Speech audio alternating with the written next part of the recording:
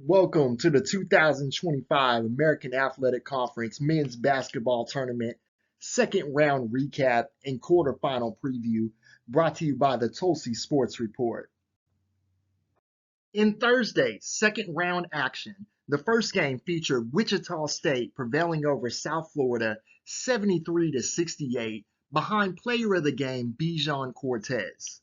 The Shockers were able to get up to an early lead before the South Florida Bulls made a comeback attempt, making the Shockers sweat this victory out.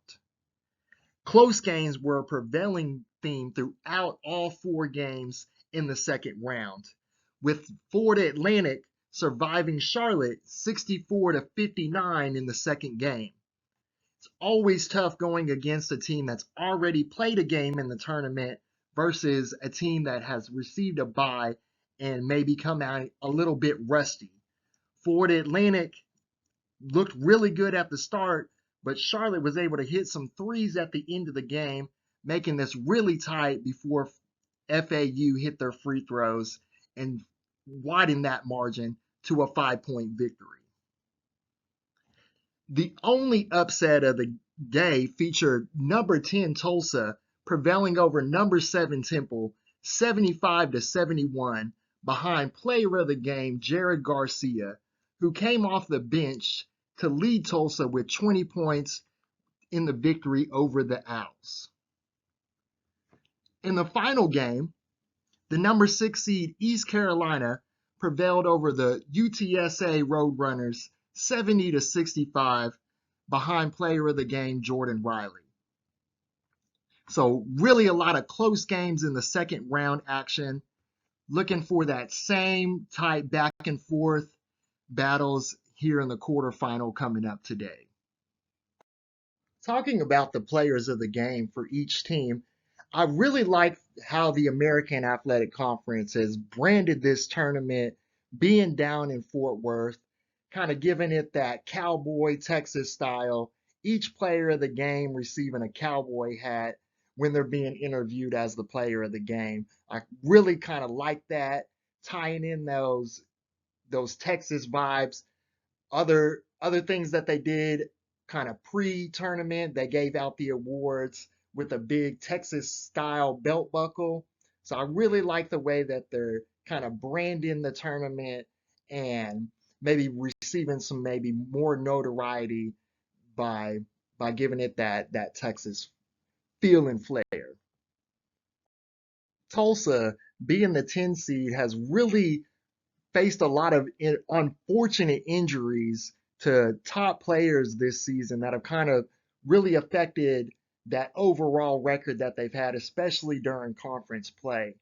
So it's really great to see somebody like Jared Garcia being able to come out and have a strong performance in this game, pitching in those 20 points and 5 rebounds. They're going to really need him to have a good performance in the quarterfinal against North Texas today, as well as another player coming off the bench, Tyson Archie, as you saw in the clip there.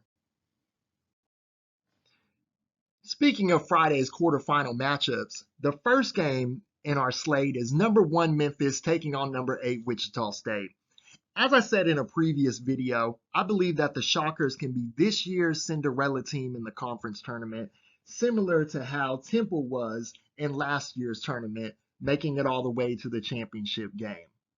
But that's going to be a daunting task because they're going to have to overcome the player of the year in the conference, PJ Haggerty, as well as the coach of the year in the conference, Penny Hardaway. But Memphis, having those 2 games that they sit around and watch in the first and the second round, may come out today rusty in the quarterfinals, and the Shockers might be able to shock them and pull off that upset. The game that I'm most interested in seeing is number 4 Tulane versus number 5 Florida Atlantic, due to Tulane's coach, Ron Hunter. Big fan of his, as we saw them in person when they took on Tulsa, and I really thought that he was the reason that they came back in that game when they were down in the first half against the Golden Hurricane a couple of weeks ago. So I know that Tulane has not had a lot of success here in this tournament. So I know that they're hungry to maybe make a run and get back to the NCAA. Would really like to see that for Coach Hunter. In our two night games, we have number 2 North Texas versus number 10 Tulsa. It's going to take a big effort from the Golden Hurricane to overcome North Texas. They've had a really good year, but not a really strong non-conference schedule. So because of that, they're kind of on the outside looking in on the bubble. They're going to need to go all the way and win this tournament if they want to get to the NCAAs. In our last night game, we have number 3 UAB taking on number 6 East Carolina. Similar to North Texas, UAB has had a good season and conference record, but non-conference, they did not perform as well or schedule as well as Memphis, and therefore, just like North Texas, they're on the outside looking in, needing to win this whole conference tournament to get into the NCAA tournament.